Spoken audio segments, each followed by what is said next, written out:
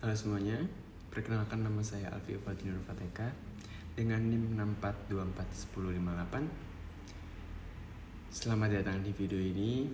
Hari ini kita akan membahas sebuah topik yang sangat penting dan juga seringkali tidak kita sadari dampaknya, yaitu bagaimana genosida yang terjadi di Palestina bisa mempengaruhi stabilitas ekonomi global.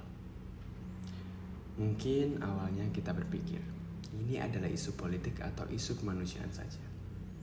Tapi ternyata efeknya bisa sangat luas.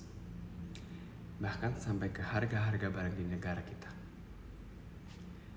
Iklim investasi pasar keuangan sampai cara kita berbelanja. Konflik ini bukan hanya tragedi kemanusiaan, tapi juga punya efek domino yang luar biasa terhadap dunia ekonomi. Yuk kita bahas satu persatu secara mendalam. Ada berbagai dampak dalam isu ini. Salah satu dampaknya ialah pada harga energi. Pertama-tama, kita mulai dari sektor energi. Seperti yang kita tahu, Timur Tengah ialah wilayah strategis dalam hal produksi dan juga distribusi minyak dunia. Banyak negara di kawasan ini, termasuk sekitar Palestina dan juga Israel, punya peran besar dalam rantai pasokan energi global. Ketika konflik terjadi, terutama dalam skala besar seperti sekarang, muncul kekhawatiran akan terganggunya pasokan minyak dan juga gas. Akibatnya apa? Harga minyak mentah dunia bisa langsung naik secara drastis. Dan kenaikan harga minyak ini bukan hanya terasa di SPBU saja. Ini berpengaruh ke banyak sektor. Biaya transportasi naik, biaya produksi barang ikut naik, dan akhirnya apa? Berdampak juga ke inflasi keuangan kita, yaitu naiknya barang-barang secara umum. Jadi, meskipun konflik itu jauh dari Indonesia, kita sebagai konsumen tetap akan merasakan efeknya. Harga BBM itu naik, biaya hidup juga ikut naik, dan juga daya beli masyarakat kita bisa menurun. Ada juga gangguan terhadap perdagangan dan juga investasi. Selanjutnya, mari kita bahas soal perdagangan dan juga investasi. Konflik-konflik berskala besar ini menciptakan ketidakpastian politik yang cukup tinggi, dan investor itu tidak suka akan ketidakpastian. Akibatnya apa? Banyak investor yang mulai menarik diri dari negara-negara atau kawasan yang dianggap beresiko. Mereka mengalihkan modalnya ke tempat yang lebih aman. Ini menyebabkan investasi asing langsung ke negara-negara berkembang jadi berkurang. Nah, bukan cuma itu, rantai pasok global juga ikut terganggu. Negara-negara yang biasa mengimpor barang dari kawasan konflik harus mencari alternatif. Dan proses ini nggak bisa langsung. Distribusi barang jadi lebih lambat dan juga biayanya meningkat. Itulah beberapa dari kekurangan dari itu. Pasar keuangan juga terpengaruhi, dan dampak lainnya juga terlihat jelas di pasar keuangan. Contoh lainnya ialah beberapa perusahaan multinasional yang dianggap mendukung Israel, contohnya seperti Starbucks dan McDonald's, mengalami aksi boikot besar-besaran. Di berbagai negara termasuk Indonesia dan juga Malaysia, mereka melakukan aksi boikot ini secara besar-besaran dan juga masif. Nah, aksi boikot ini bukan hanya simbolik, tapi benar-benar berdampak. Harga saham beberapa perusahaan tersebut turun hingga penurunannya sangat-sangat signifikan. Penjualan dan sentimen negatif dari masyarakat menunjukkan bahwa pasar keuangan ini juga sangat sensitif terhadap isu-isu kemanusiaan. Di era digital dan media sosial seperti sekarang, opini publik bisa menggerakkan pasar. Perusahaan tidak hanya memikirkan untung rugi, tapi juga citra dan juga keberpihakan mereka dalam isu global ini. Dalam isu ini, perubahan perilaku konsumen dan juga dampaknya bagi ekonomi itu sangat jelas. Sekarang kita lihat dari sisi konsumen. Gerakan boikot ternyata juga mengubah perilaku belanja masyarakat.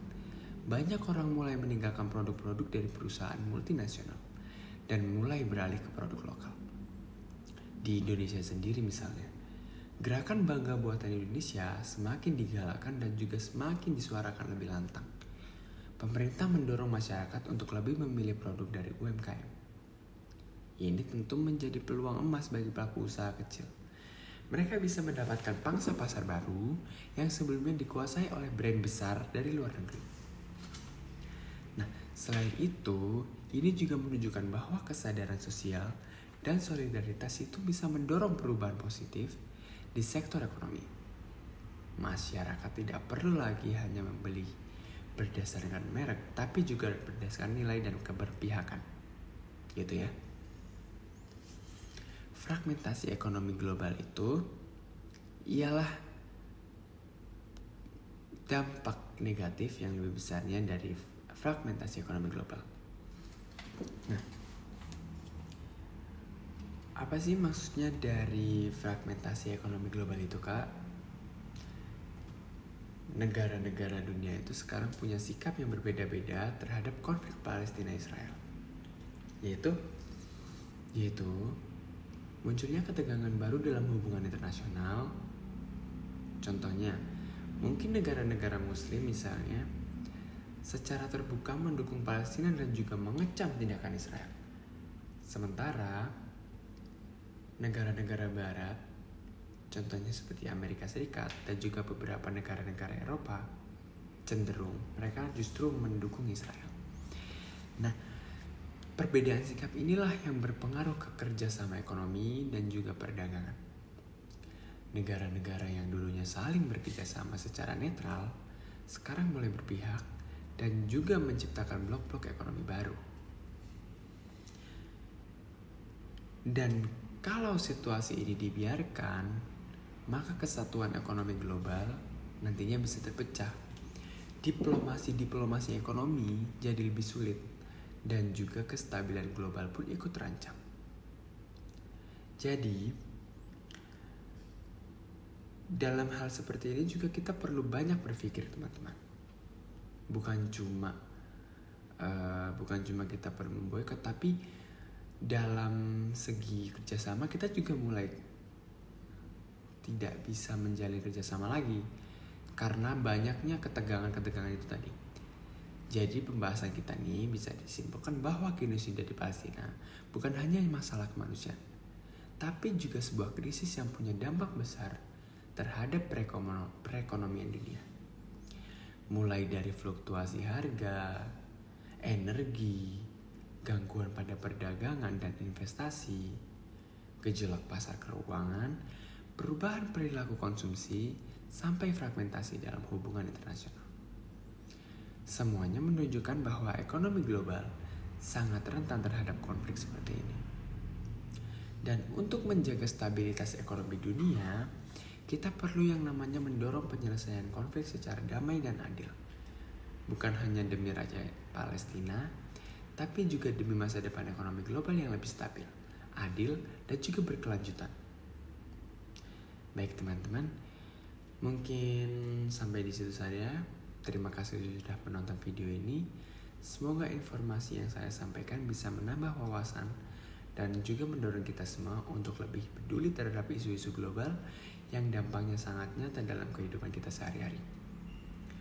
Saya Alfi Fadli Nur Fateka dari BSI Cut Mutia dengan NIM 6424158 mengucapkan terima kasih atas perhatiannya.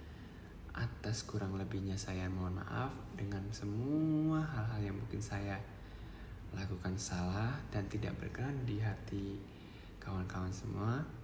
Saya mohon maaf dan juga saya pamit undur diri. Wassalamualaikum warahmatullahi wabarakatuh. Terima kasih dan juga dadah.